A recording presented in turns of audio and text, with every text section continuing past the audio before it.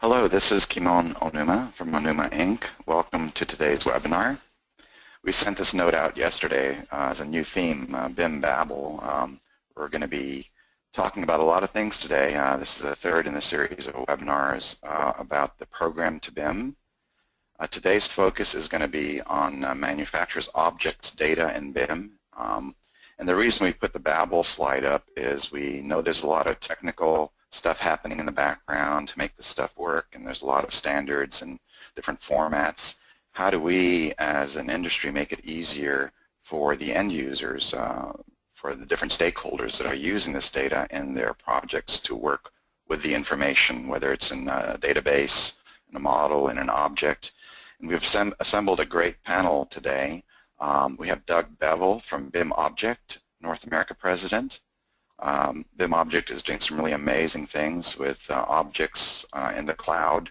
They've also had some really interesting announcements recently about being the exclusive distributor for Autodesk Seek in North America, I believe. And Doug will talk about a little bit about what BIMobject is doing in relation to the program to BIM. Mike Kennaw from Foxblocks is going to be a manufacturer that actually manufactures products.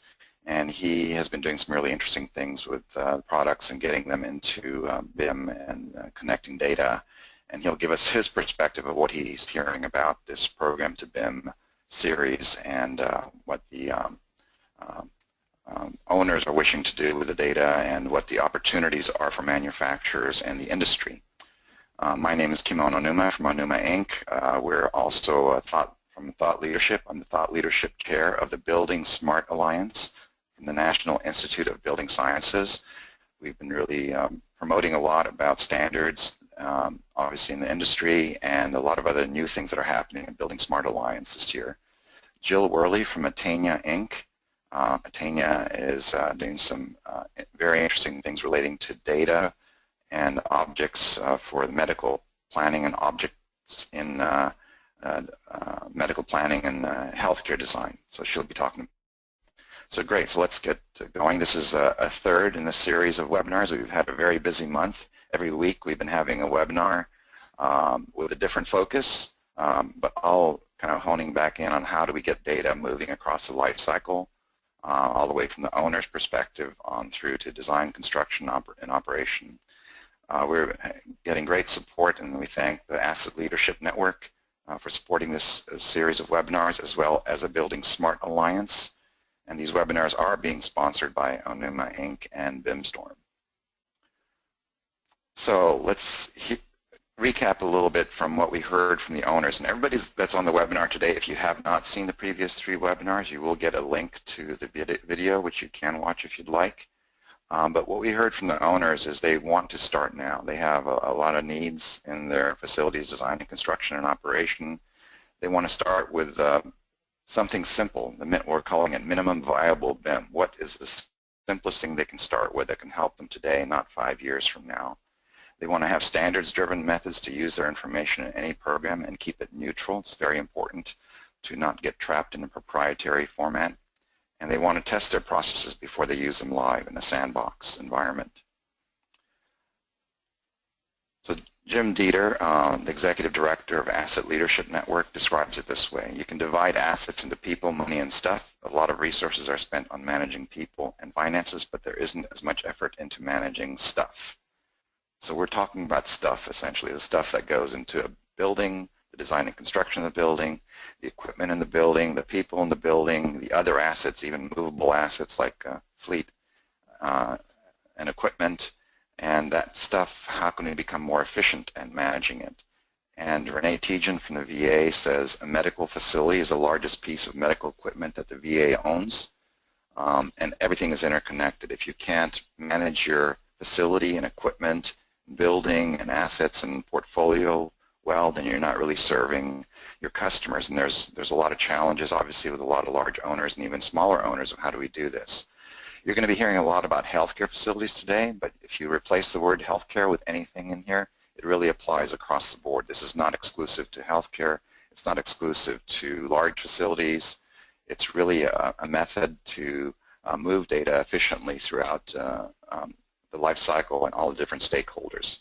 So faster access to care is the goal of VA, and having good data, a good foundation, and we describe it as Legos, which you'll hear later on, about why we call these Legos, that plug together and help an owner to work with their data about facilities and assets. The National Institute of Building Sciences and Building Smart Alliance put out a journal for Building Sciences journal from NIBS. This month's journal is available free online, and John Roach, a Thought Leadership Vice Chair, wrote a great article about the center of the universe is lonely. It's about collaborative technologies, and these two diagrams on the left pretty well sum up what we're going to be talking about today as well too. If you look at the red, yellow, and green diagrams on the right, if you have proprietary or closed systems, it becomes a very lonely kind of a place. That's basically what John's point is, that you can't move data outside of that circle. You create an infrastructure, different tools and applications all built around that. But then if you want to collaborate or plug something else into it, you're very limited. Where if you go to the diagram on the left and you think in terms of a more neutral way of services and data and access that can be plugged and played together, then owners can start sharing resources and sharing the same tools. And the trend has been in the industry to move towards the cloud, to move towards services-oriented architecture, to move data into a neutral format that any application can plug into and use. And that's where the standards development are critical for the industry. So the key questions today is, what is big data and big BIM? What's the difference between electronic documents and file exchanges? In other words, for objects, and today in particular objects and data, instead of moving data and exporting it from one application, importing to the next, what if we lived in a world where we can access the data at the same time in any application you're working with? And are we waiting for the standard or the perfect IFC? There's a lot of great standards out there that can be used today. We don't have to wait for it to be perfect, and there's a way to start with a minimum viable BIM to actually start giving value back to the owners for the full life cycle. And what can the industry do for owners today? We've covered this in previous webinars as well, but today's focus on the lifecycle playbook. We have the facilities and assets lifecycle playbook, where we instructed the owners on number 1, 2, and 3, for example, gather your data into a place that you can find the authoritative source. Don't have it scattered around PDFs and Excels and Word documents or in people's heads. If you have a list of things that you call spaces and equipment, if you make an authoritative source list and even just park it even on Google Docs and mandate the use of that data internally in your organization, number 5, then you can start talking in a consistent way internally about what your needs are, and you can start interacting with the industry, and that's where number 7, 8, and 9 come in. There's ways to start building applications and object libraries and ecosystems around that data that these owners now have put in a place that is accessible. So the VA, the Department of Veterans Affairs, and Department of Defense, Defense Health Agency have data that's on the web in scattered formats and different formats, and they moved. There was a series of projects that took their space and equipment planning standards and moved it into the cloud, out from a closed system into an open ecosystem, described as Legos. If you park your data in a secure and accessible way, the green Lego at the bottom, you have a blue layer that just defines the rules of how you can get to their data. Then you can start plugging applications, existing applications, or even future applications on top of that, including the BIM objects that we're talking about in today's session. So new functionality starts to develop on top of this because you have a structure, an ecosystem in place that you don't have to keep on replicating. You start sharing the resources and have consistent naming and numbering standards, for example, for pieces of equipment. If the VA, for example, says, here's a type of equipment we use as an organization, and you say, well, we want to be able to work with an Attainia type group that has a medical equipment database for 40,000 pieces of product information. If they have the same IDs as we do, then we can start saying, okay, what are the options we have today? Or what manufacturers are out there that can actually help guide the design and construction of facilities to make them more secure or more resilient. Foxblocks is going to be talking about those objects and their products and how they plug into this ecosystem. And then BIM objects having a consistent way on the cloud as well to manage data and objects. A bunch of static object libraries on the web, they're connected to a database and can maintain and manage them over time. It's huge, big data about objects on the web. So this is very much in alignment with White House directives about opening up government data and making it accessible. It's not a free-for-all, it's a secure environment, but it's also made open and accessible depending on who you are and what you need to do with it. And the driver for all this is we want to be able to get to our data on any device that we use. We don't want to be limited to a single application or even a single device. We don't want to be tethered to the desktop. We want to be mobile. We want to be able to pick up information wherever we are. And the way to do this, we feel, is to look at it from a minimum viable BIM approach. What's the minimum amount of data in that Lego structure to start tying these things together? We know there's a lot of complex and amazing things happening with BIM, but if we keep it simple, what's possible to do today with that data? So today we're talking about objects and components, equipment, whatever you want to call it. In the steps to BIM or program to BIM approach, this is an example from VA that's actually live already. They have their objects cataloged. They have IDs on all of the 2,000 different types of objects that go into a healthcare facility. They're not product specific because from an owner's perspective, they're saying we need this functionality in a dental exam room. We need a light. This is the number of the light. This is the type of functionality, the amount of lumens we need in it. But beyond that, we know there are manufacturers that can support that need. But we want to be able to consistently communicate that with the architects and engineers and planners out there and be able to share it in a consistent way. That's the life cycle playbook we talked about earlier. They've gone all the way up to number 5 and said, okay, here's where you can access our data. And it's really as simple as this from a minimum viable BIM approach. This is a list of their room types. They have thousands of room types, dental exam room, offices, the size of the room, the recommended size of the room, and other attributes associated with it. But the green boxes are the minimum pieces of information that you need. And the same thing with equipment. So, okay, here's the 2,000 pieces of equipment, the lights and the chairs and the offices and the workstations, all that catalog. And having a consistent naming, this seems very simplistic, but most owners have not gotten to this point. If you have scattered information around, then you can't consistently say, once we have this in place, we can start defining the requirements for a room. And then also the level of, the geometry levels of detail or the level of development was also defined as far as you can even start with a block that says here's a chair, and then, or a 2D graphic of it, or if you go to level of development or level of detail C, we call it a generic chair. We're not saying what the manufacturer is, but then when the design starts going, then you start getting into a higher level, and this is what Doug from BIM Objects is going to be talking about as well. So this structure for the steps to BIM for VA is already in place, is already live, is already accessible. Parts of it are 100% public to the web, because why this is important is if this owner says, here's a 2,000 types of equipment we have, and we have industry saying, like Attainia saying, well, here's the equipment that we have. If they align the IDs and the numbers, all of a sudden you have a way to communicate with other tools in a very simple way. Even though Attainia has hundreds of other attributes about that equipment, we just need to align the basic IDs with that, and then you can start working with this data.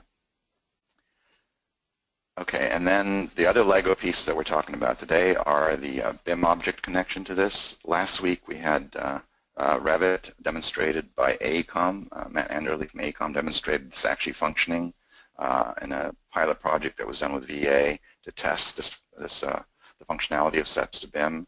And today we'll show a little bit more about the other tools like ArchiCAD, SketchUp, BIMobject, and Attainia, also plugging into and Onuma as well too. So let's do a little live demo here. The last few weeks we also demonstrate a little bit of this, but we want to show a little bit more technical aspects of it. Just for today's session, it's about the data and the objects inside it in the steps to BIM process. So let's go to stepstobim.org.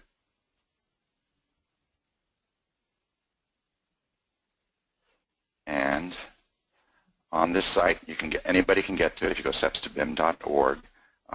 There's information about the data and web services that are available. So there's a web service, for example, of all the equipment that BA and DoD use. Again, we're talking about government agencies here. We're talking about healthcare facilities. But if you replace the names here, the same exact approach would be viable for any type of building.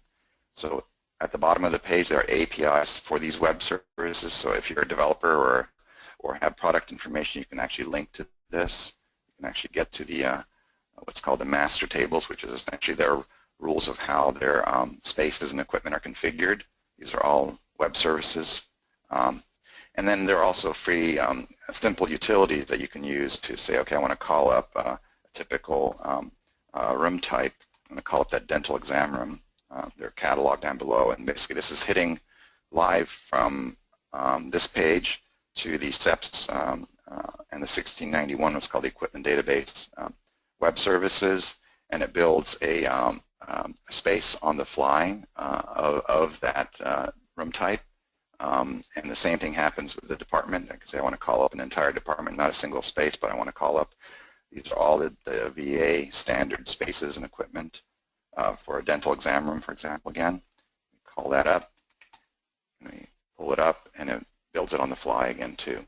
So I get an email, and the email says you have a room you just called up. This is live. I'm not showing slides. It is actually live. So I pull it up, and it pulls up that exam room that we just called up. So here's the exam room coming into a web browser. Simple interface. Again, you can do stuff with it. You can start creating reports, and you'll notice that some of the furniture is not laid out in the room. It's basically, here's the type of equipment that needs to go in this room, but this particular one actually has a layout. So it actually has a configuration of the recommended layout of that space with the data. So you can try this on your own and see how that works. Okay, so let's continue on here. This is what we just showed, the live demo of that. And now we'll go into the next section to get the different vendors and manufacturers on board to show what they're doing with it. So these Lego pieces that are plugging into this ecosystem now, I just showed one utility, the one in the middle there. We're going to go into BIMobject. Doug next to talk about BIM objects and what they did with this. But where we started with this with these owners is they had a catalog of objects in Revit. We worked with Trimble SketchUp, and they converted it to SketchUp as well. BIMobject came in and said, okay, we can align our IDs and the objects, and we can actually catalog them and put them on our server as well. So Doug, if you're ready to go, we'd like you to explain a little bit of what you're doing and what BIMobject does with this type of data. Thanks, Kimon. Well, first of all, let me thank everyone thank Kimon and the team for inviting BIMobject to be part of this. It's real exciting. We're also honored to be, as I mentioned, hosting the SEPs to BIM data on BIMobject. And there's a lot of exciting things happening in the BIM space, and BIMobject is at the forefront of leading a lot of that effort. Just real quick, BIMobject was started 5 years ago by a gentleman in Sweden by the name of Stefan Larsson, and we are now traded on the NASDAQ in Sweden, and for about the last 2 years. The most recently, one of the honors we've had, other than hosting SEPs to BIM, being one of those, is that we've been asked by Autodesk to partner with them in marketing and selling and servicing their Seek platform going forward. That just happened literally on the AIA floor. We were all done that during the show. So the vision of BIMobject is, I'm going to use a term that I'm stealing from Kimon yesterday, which was, I thought, the most powerful statement, is to try to take the babble out of BIM. My background is in building product. I was a building product executive for several years, and was in the middle of the BIM storm, so to speak. And when I was recruited by BIMobject last year and shown what they were capable of doing with basically turning, instead of just building objects for building product manufacturers, but putting metadata in the cloud and making it available across all BIM platforms, including SketchUp and AutoCAD, and also in short order would be coming out with an app for Revit MEP. But this is an important part. Where I really think we help the industry is we can help the designer in the early stages with lighter objects rather than any of the BIM platforms, the CAD platforms, and go through the bid process onto facilities management. That's really what I saw in this, and also our ability to deliver. We can deliver to Kimon, for example, who actually downloaded his objects so that he can see, or any manufacturer can see who has downloaded those objects. This is a portal that where you can see the steps to BIM. This is a dental chair where the designer can download right from this. They can contact the manufacturer from this page. So we're creating a social media environment for the industry. Okay. This slide I put together actually last night. I wanted to update the industry. So my background is construction economics. That's a long story. But what I've done here is shown that 15% of total construction in 2015, and this is pretty consistent from year to year, even before the recession, is 15 to 17% of total architectural construction is healthcare. As most segments after 2008, it took a hit. As you can see in the pie chart showing the share of education. Education always leads the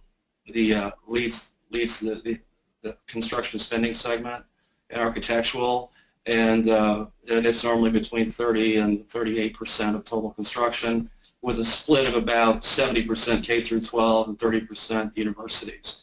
As you can see in the right graph, we're seeing an upward trend in healthcare construction. This is being driven by two things. One, there's the Affordable Health Care Act is driving more customers to this space. Also, the baby boomers are starting to reach the age where they do need more health care, and healthcare spending is going up. And also the industry is changing quite a bit, so that hospitals and other healthcare facilities need to be constructed differently in more campus-oriented type environments.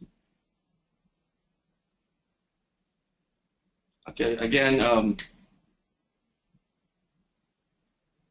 this is showing when a designer comes into our system, they can actually look at the BIM, and in this case, they can download this light object in design, and in early design, just to put together the outline of the building, and then again, as Kennaw said, as you move through the process, you can go into heavier models to where you want to pick the actual manufacturer. That can all be done in BIMobject.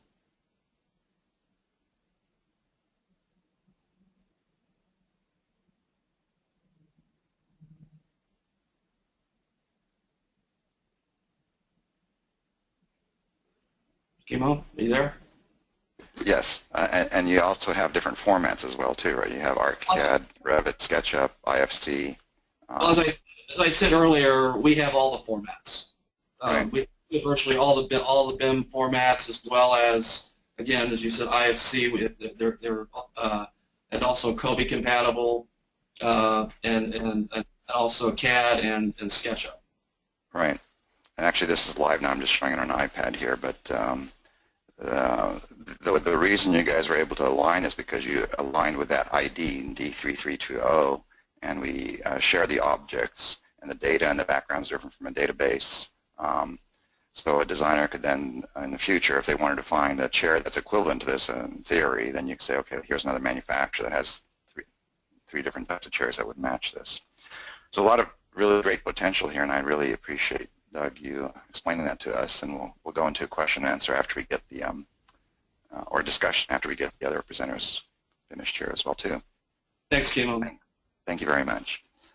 Okay, so let's move along. So that was again, the fact that the data is available on the web services from SEPs to BIM and the 1691 equipment. This owner declaring, here's what we call our equipment, and making it accessible. Not only declaring and putting it in a PDF or circulating it as an Excel file, but saying, here's the web service where you can actually see what our thoughts are about equipment, because our requirements change on a constant basis. Even an Excel file or even a PDF is going to be out of date the minute they publish it, but having it accessible in real time has changed everything, because then other products can now link into it. And the next one we're going to talk about is Attainia. And the interesting thing about Attainia is not a BIM application, yet it is in many ways. It has data about equipment. There is no graphical interface other than lists and some reports, but linking steps to BIM to Attainia and keeping the IDs in sync, all of a sudden the 10 attributes about that chair that VA says, well, we need a dental chair, and here are the 10 things about this dental chair. Attainia can come back and say, well, here's 30 different dental chairs, and there's a couple hundred attributes, additional attributes about these chairs. The medical planner could be making decisions in Attainia at the same time as the architect, who's using other BIM applications, can see those decisions without even being an Attainia user. So I, as an architect, for example, could say, okay, I'll move this chair around, or how much space do we have around this chair? What's the electrical requirements for this chair? I can pull up pieces of data. This is the minimum BIM again. I don't need the entire Attainia database, but I need pieces of it. In the opposite direction, Attainia doesn't necessarily need to see the BIM, but it would be nice now that the BIM is available to say, well, how does this fit in? So there's a lot of really interesting use cases that developed right off the bat from this. And Jill is going to explain that. So Jill, if you're ready to go, I'll pass the mic to you and you'll take off from there. I am ready to go. Thank you, Kimon. Great. So a little bit about Attainia. We are actually celebrating 15 years of being a web-based service for the Attainia community. I've been with Attainia 12 of those years, and I've got 20 years out in the proverbial field. We really support a specific section of the planning, design, build, construction phase, which is the actual physical planning and specification of the final equipment, the procurement, as well as the deployment and the delivery of it. So for myself, I'm really excited about the work we've been doing with UNUMA, in particular over the past year or so, initially with the VA, with the SEP system, to really look at ways to integrating those processes. Because I've spent so much time in the industry, I remember the days when many of these processes were still paper. So to see them move to automated means, to desktop means, to web-based means, to integrated means, and now the power of APIs allowing these seemingly disparate systems to start bridging and connecting data has been a very exciting evolution for us to be part of. So let's move to the next slide.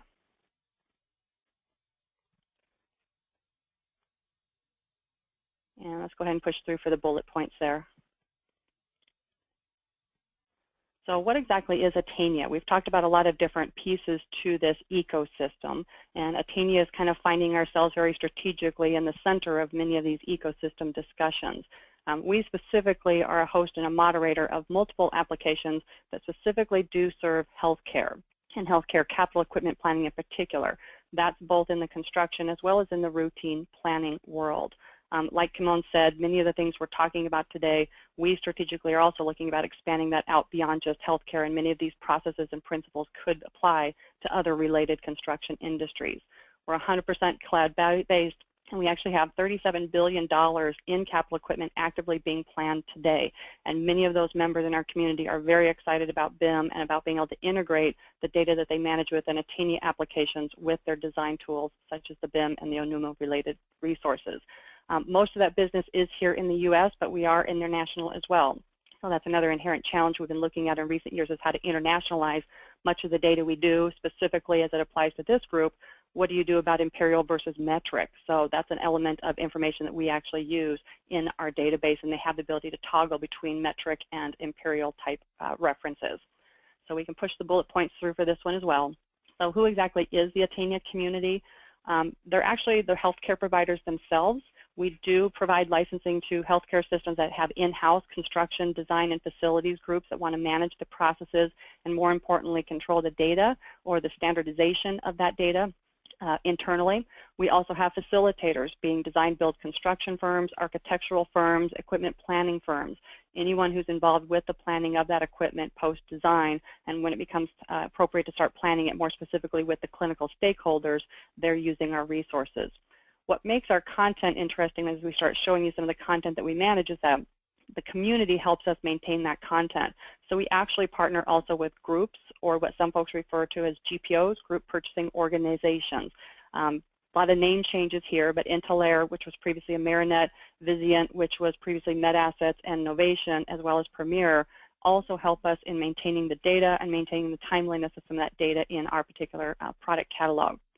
We also work directly with the manufacturers and suppliers. We actually have a supplier program that ensures that the data that we're maintaining in our system, and ultimately what's feeding back into the BIM modeling resources, is as up-to-date and accurate as possible, and that we're getting information on new technologies as quickly and as efficiently as possible. We also have service provider relationships, such as our relationship with UNUMA, We are already looking at many different aspects of creating APIs and directly integrating our data, not only in the pre-build processes such as design, but also some of those post-processes such as deployment processes, procurement processes, and even ultimately asset management processes. So what is our core content? And we've been talking about that a little bit. We're going to show you some of that here in a moment. Our core product is built around a product catalog. That catalog has over 47,000 comprehensively documented equipment, FF&E type products. Each of those is going to have at least 100 different field attributes tied to any given record, whether it's pricing or technical detail. We cover 35 different categories from 2,500 different suppliers. That is a very strong number, and it may actually seem understated, but that is 15 years of solid research and collaboration with the Attainia community to build up 47 very solid records for our clients to use. What's also important to note about Attainia is that we actually normalize that data. We have a standardized nomenclature. Our customers can customize it and create some custom labels, but for the most part, that normalization is what allows our tool to quickly aggregate and summarize and report out information that's being planned on the project in order to make larger scale strategic decisions. It is both community and supplier moderated, so our Attainia community, being the customers themselves, can contribute content to that catalog. Our suppliers contribute, our GPO partners also contribute content, as well as the manufacturers themselves.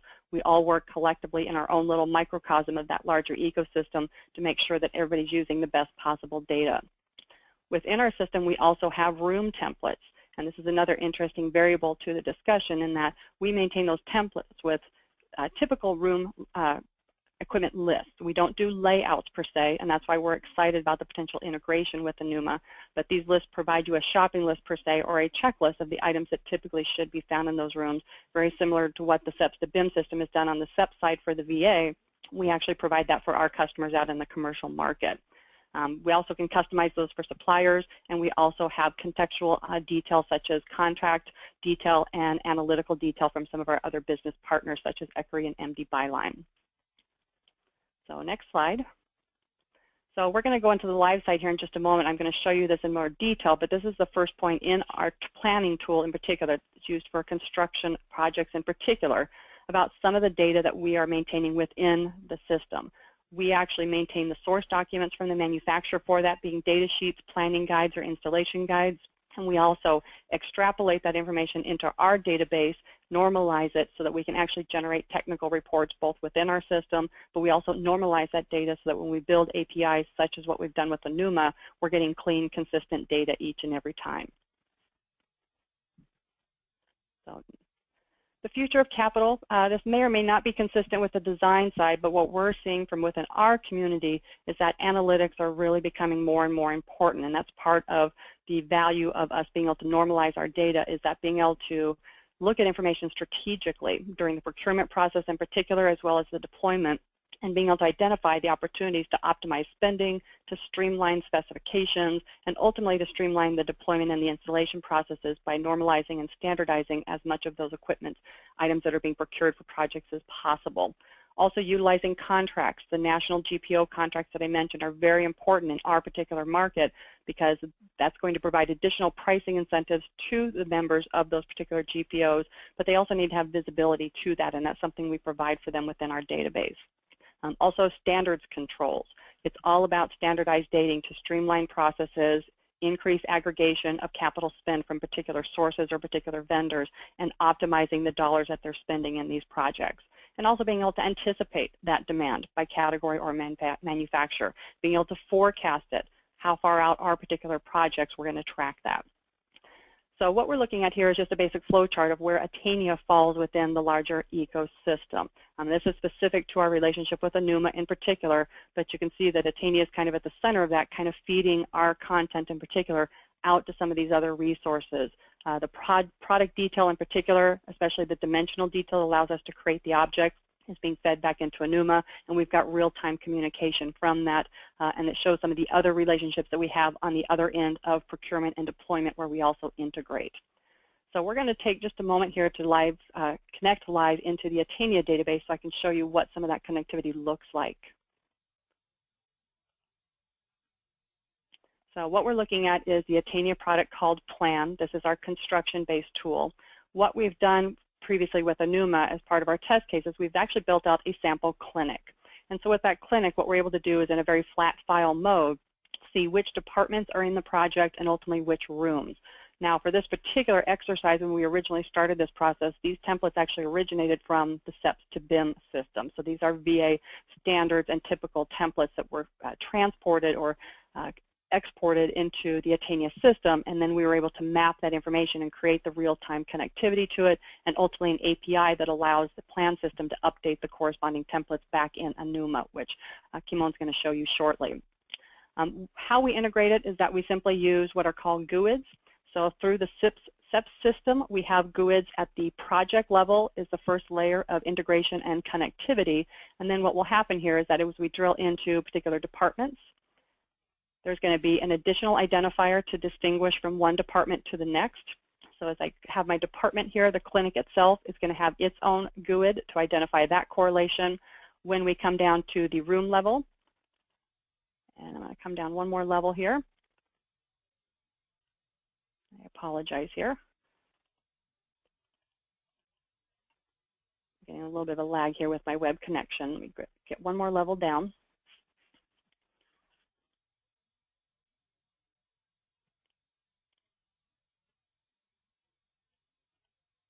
All right, I'm going to bypass that level, but we do have a GUID, again, similar to the department level that we're seeing here. We would subsequently see a GUID at the room level. Once we get into the room level, within our system, the planner is constantly managing this data, reviewing it with stakeholders, changing specifications as needs, demands, and preferences from the clinical stakeholders change throughout the project. If I come down a particular item, that item also is going to have its own GUID as well. Actually, let me jump over to the exam light, not the exam table. And so we see this bidirectional connectivity one more time at the item level. So at the project, the department, the room, and the item level, we have these unique identifiers that create this connectivity. If the planner chooses to make a change in the specification or the project warrants a change, that information would transport through the API back to the Enuma side, where those floor plans and those dimensional renderings would then indicate the change in the specification. What happens for the user within Attainia is that once they've identified a particular product preference, they then have access to that technical detail. The documents themselves that we maintain and solicit from our manufacturers, whether they're brochures versus installation guides or the technical data sheets or cut sheets, are all available in PDF output, so the planner can output those. They can generate reports based on consolidated reportings across an entire project. We then extrapolate that information for both the utility, being the mechanical, electrical, and plumbing. We also extrapolate the dimensional detail in particular.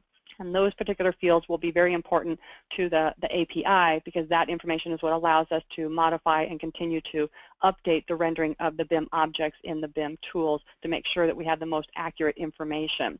If the planner has not yet made a product selection, they will have what we call a design spec. So there will be typical dimensions attached to the generic or unspecified items until such time that a specific product is selected. At that time, your physical and utility document details would then update and would thus be communicated and transmitted through the API.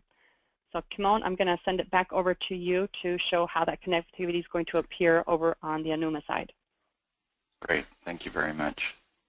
And one point we'd like to make as we switch over here is this connectivity that we created as part of the SEPS to BIM process with Attainia. When Attainia came into the discussions, obviously Attainia is not a BIM application, but all the data in the background, if we're working with BIM, we realize that that's the type of data that's needed in BIM as you go into COBE and everything else. But your connection to BIM was done without even needing to know about BIM itself. In other words, even the BIM standards like IFC, which are important in the BIM world for sharing information, were not part of this connection that was needed. It was a very simple minimum connection with the IDs, and now your data is actually flowing into the different BIM applications. So if we open up Revit, for example, we can actually drill all the way back into the change that you made on that piece of equipment, that light. And that's actually pretty exciting, because from a designer's perspective, if I want to know about Attainia, yes, I can have a medical planner that logs into Attainia and sees it, but a designer, an architect might say, well, all I really need to know is the dimension of that light or that table and how does it fit in the room. And that's what we're going to show next. So the edits that Jill was making on the Attainia side, if I go live into a BIM application on the cloud, which happens in this particular case, I'm showing the Onuma system, which is the tool that we've developed. But the same functionality can happen with other applications as well. And I'm drilling right into the same room that Jill was looking at in the Attainia database. So this is live on the web in the cloud. There's that light fixture. And that light fixture, if I wanted to change the design, for example, I can go into edit mode and start moving things around. But the interesting thing is that I can actually drill into the data about that light fixture. So let's say I want to know, well, what's the manufacturer of that light fixture, and what's the cut sheet, and how big is it, and what type of electrical requirements does it have. If I click on this piece of equipment and pull up the attributes, so this is in Onuma now, I look at the attributes. The attributes that first come in at the top are the ones that came from the steps to BIM from VA. These are the requirements. This is the placeholder for what the cost of that fixture is, and the number of that fixture, and any other attributes that they would have from, and the GeoIDs that were mentioned. This Attainia data is streaming and live from the Attainia server through Webservices inside my view here. And the same would happen in Revit or Navisworks as another example. All these pieces start connecting together. And if I scroll down here, I can start seeing that Jill made a decision on the product, the manufacturer's mid-mark. So in real time, as she changes that data there, I would have it here, which allows me as a designer to start making decisions of how should I position this room? Do I need more space? Can I move more equipment to be closer to that piece of equipment? Do I need to make this room a little bit bigger? For example, if I make this room bigger, it triggers other things in the design. Obviously, in the early parts, I want to bump up this room and make it larger or move it over. It starts to shift even the floor plate of the building. So a lot of these early design decisions start affecting a lot of different stakeholders in the design. So I just increase the footprint of this room, and I'm going to increase the footprint of this building, and this whole building is all the data that came as a requirement from the steps to BIM process. This was an automatic generation of the rooms and spaces, and then a few minutes of moving them into positions. You see these other ones that are sitting on the side here. These are program requirements from the design, from VA in this case, that you move into the design. So so that's the Attainia connection. Really exciting to have this connectivity, and the way that that works would work with other applications as well. It's not exclusive to any single application or single BIM application. In this case, we're showing it with Onuma, and the same thing would happen actually with, if I open it up now in an iPad app and zoom into that. So now I'm on an iPad looking at the exact same data, the exact same lamp here. Click the data button. The data button stream starts, it's hitting the Attainia server there, and there comes the Attainia data. So this is Attainia data of the attributes about the equipment, tons of attributes that may be relevant to me or not, depends on what you need to do, but this is another view of the same data that we looked at earlier. Okay, so let's go back to Keynote here.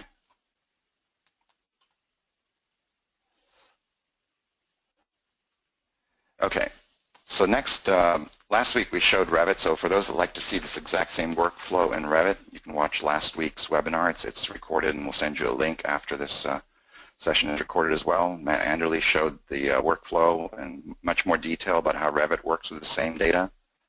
He talked about how they used to have to do it, manually transferring data from libraries into databases, into Excel files, into Revit, trying to create schedules, and the inconsistencies between the standards create just chaos in many different formats. And now with this consistency coming from steps to BIM, they're able to manage that in a much more consistent way in their models. Cindy Hoagland from Trimble SketchUp is going to be on the webinar next week, but the work that we did with SketchUp is a similar type of a process. They also align their object databases with the 1691 data, and if you open it up in SketchUp, it actually pulls it live from 3D Warehouse. We showed this live last week as well. Essentially the same object data. So the point here is no matter what tool you're using, the owner's data is flowing into it. And then the same thing with ArchiCAD. So we started with Revit last week. Now we're in ArchiCAD, exact same room with exact same objects in ArchiCAD with the exact same layout of the spaces on the side that still need designing, but they're all lined up ready to go, so the designer does not have to manually put this data in. And in this workflow, essentially, you're cutting across multiple applications, streaming and Attainia data into the applications that can read from it, and then being able to make design decisions with that. So pretty exciting. This is unprecedented, we think, as far as workflows, and it's all driven from the owner declaring what their data is and actually looking for solutions in industry. As part of the strategic plan that we worked with the National Institute of Building Sciences on with VA and DoD, they are looking for the vendor solutions out there that can do these types of things now that their data is out there.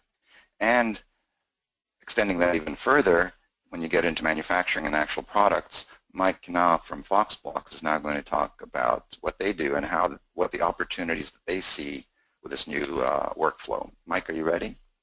Great. Yeah. Thanks, Kimon. So briefly, my name's Mike Kennaw, and I'm with Foxblocks. We are a construction product manufacturer out of Omaha, Nebraska, and we appreciate the opportunity to contribute today. So this afternoon we'll talk a little bit about our high-performance wall system, and then we'll move to why we feel information technology and program to BIM is a tremendous opportunity for all who choose to invest and be involved early in the project pre-design phase with owners and design teams. Foxblocks is an insulated concrete form used for below-grade and above-grade wall construction, currently up to 22 stories in height. Our product is a 5-in-1 system. The product is the form for the concrete, has rebar cradles for proper placement. The insulation stays in place, the form itself, providing continuous exterior and interior insulation. The through form ties, after the concrete is placed, are used for interior and exterior attachment, so there's no need for additional steel studs. And lastly, the continuous insulation eliminates the need for conventional building wraps. So what we are doing is incorporating 5 steps into one. We have a modular product that once we're able to determine the perimeter length, the number of corners, types of corners, and intersection heights of walls, we can quickly provide an estimate of product needs, labor rates, and an estimate of installation times. So for us, having early site information, as was previously shown by Kimon, this will allow us to collaborate early and to incorporate design and cost savings benefits for the designers and owners. Foxblocks meets code requirements for continuous exterior insulation, providing high STC and fire ratings. Next slide, please. Are a solid choice for specification requirements, looking for where requirements for resilience or fortified construction is required. Next slide. And with the insulation R value that we provide of up to R31, we contribute to long-term life cycle energy savings, net zero construction, and LEED certification. Successful executed projects have included Department of Defense barracks, schools, command centers, FEMA shelters, other hospitality, worship, and multiple residential projects. So currently, what are we doing? We are investing in a robust BIM offering in multiple formats that include Revit and SketchUp. We're working with a new Revit system family assembler called BIM Smith Forge from Angularis, utilizing the Autodesk tools. This new configurator will enable designers to gather product data in a single interface with complete Revit assemblies, cut sheets, and specifications. Next slide, please. And then next.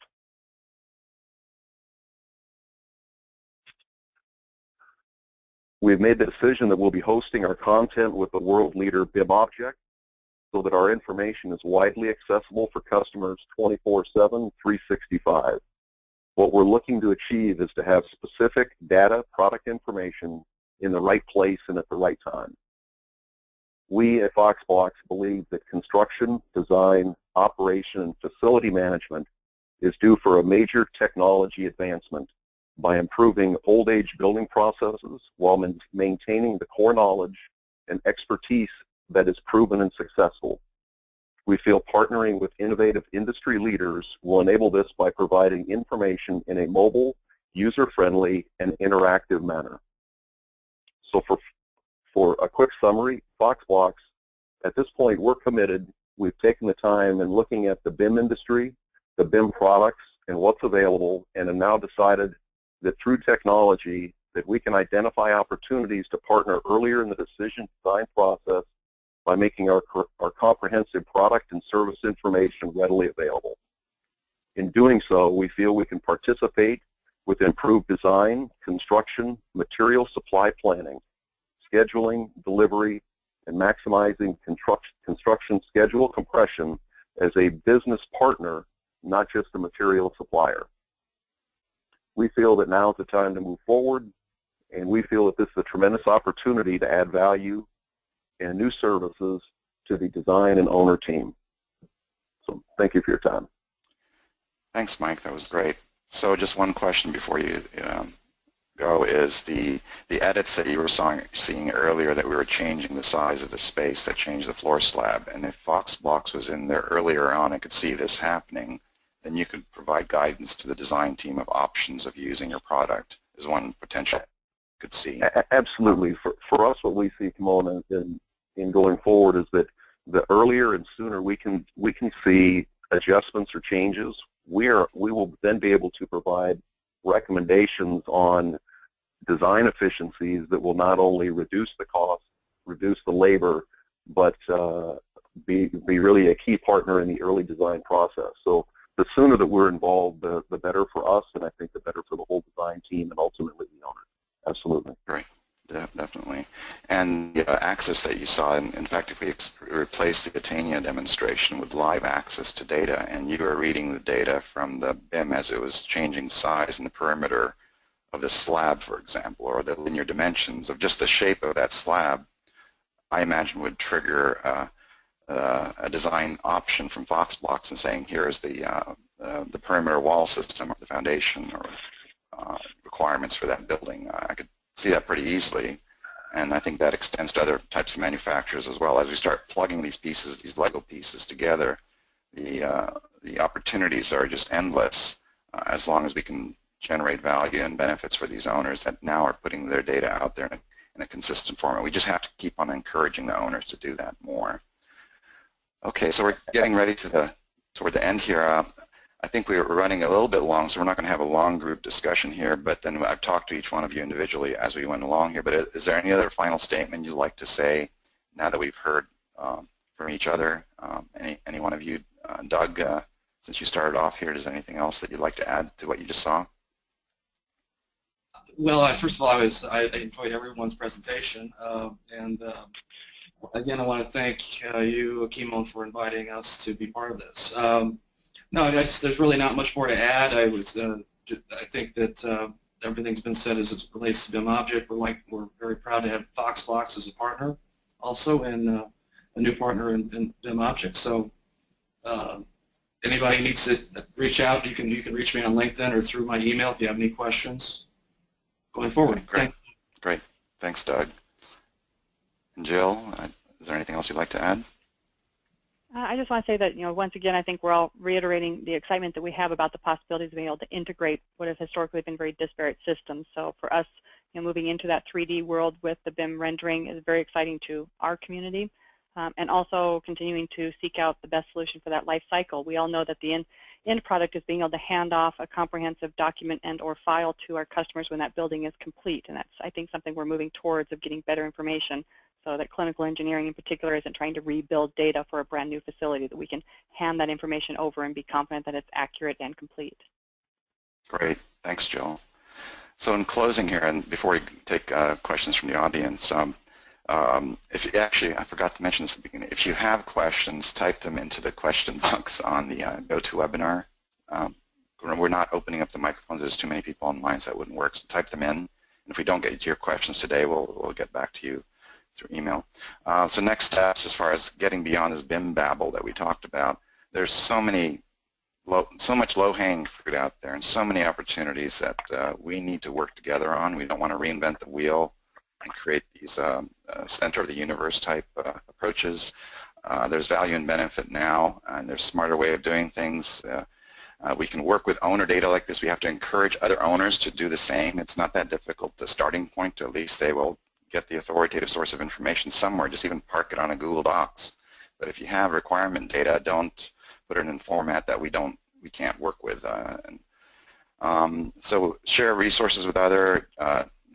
Look at open standards and what the Building Smart Alliance and standards organizations are doing, and I encourage you to join them as well. Join our other webinars. We're going to be having a live workshop. It's called BIMstorm. We've had these for many years now with thousands of participants. It's free to join, and you can actually start working with these actual clinic data models and sample files, and different vendors are going to be in there. So please sign up. We're going to be starting these up over the next few months, culminating in the BIMstorm at the National Academies in Washington, D.C. in October. Please join us there. Next week's webinar is going to be getting more technical about the IT approaches to this. We've already touched on some of that today, but it's also more of a strategic way of how do you deal with all this data now from a CIO's perspective in an organization, a manufacturer, or an owner. We want to talk about that. And maybe, Mike, you can actually introduce the session you'll be having at the federal facilities next week as well. We decided not only to go to webinar and broadcast it, but have a live event there. Mike, are you online? Yes, thanks. We are going to be having an in-person viewing of Webinar 4 at the Federal Facilities Council headquarters in Washington, D.C. And then we're going to be following that up with a discussion of what kind of policies are necessary in order for federal agencies to be able to implement what we're talking about here. All of the steps are in place, but a policy needs to be established for them to be able to move forward. And you can contact us through ONUMA or through BIMstorm to find out if you're in DC and want to be there in person. And so we've got just enough time to do a lightning round of some questions that have come in. So please, just phrases, not even full sentences, would be good. To start, Kimon Carl Broyles is asking about Bentley involvement. We'd love to have Bentley involved. We have, in the past, in previous BIM storms, we've had Bentley involvement, and it would be great if anybody has connections to Bentley to get, and anybody's welcome to join in. The more, the merrier, actually.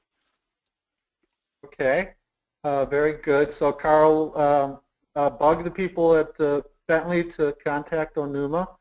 Very quickly, Mike Kennaw, what are the things that a manufacturer has to be thinking about in order to start getting their information configured for use in this manner? You've just done this, and maybe you can quickly share some insights. Yeah, what we've seen and determined is that we need to go ahead and get our specific product data in place. We need to move to making sure that the file size of all the information is going to be usable for everybody, and then identifying the different formats that the potential users are going to go ahead and access to. Once we arrived at that point, then it was really identifying which platform or which company we were going to work with to develop the work in Revit and SketchUp for our product and its specific data details, and then really for us where we were going to go ahead and host it so that we can make sure that the product's available. So there's some work to do to get your house in order. Absolutely. John, what can you do to help manufacturers get information in order? Quick lightning round here. Sorry, Mike, was that question for Doug? Yes. I'm sorry, can you, you broke up just a little bit. Okay, what can BIMobject do to help manufacturers get their data in order for use in BIM? Well, the first thing that we can do is our analytical database can tell us by country what platforms the designers and other users are downloading the objects in, whether they're SketchUp, Revit, or ArchiCAD. I have that data for the United States that I use in presentations all the time. And as you know, as Mike Kennaw has done very astutely, is analyzed what is needed, what is needed and wanted by the designers and the buyers, and which objects which object platforms need to be available to them. So BIMobject is I like to say we do a lot of consultative work with manufacturers. I'm very sensitive to that, having been a manufacturer myself, that someone's telling me what is BIM all about, again, take the babble out of BIM. So I think we can be a player in there with the rest of this team and helping take the babble out of BIM and help you make good decisions. Okay, Jill, this gives you the last minute. What is one of the first things you do when you're working with manufacturers to help them get their data in order? We talk about normalization of the data. It really comes down to having the data manageable. So we talk to them about our standards, how we do normalize it to make sure that the data we do solicit from them can very quickly be translated, normalized, and entered into our catalog. And that has proven to be effective through your exercises with Kimon. So that wraps up the questions. Kimon, that's to you now. Thank you, everybody. This has been great. And thanks for helping us cut through the babble like we've been talking about. I think there's just huge opportunities here, and I think the industry, if we work together on this, we can actually push this over the hump here. So join us next week on the web and live in DC. If you'd like to be there, send us a note. Sign up and look for the BIM Storm. Sign up for the BIM Storm. There's a separate sign up. If you go to bimstorm.com/BIE, you'll have information there on how you can actually get your hands directly on this, which will help answer a lot of the questions that have been coming in as well too. Thank you very much, and we'll be signing off.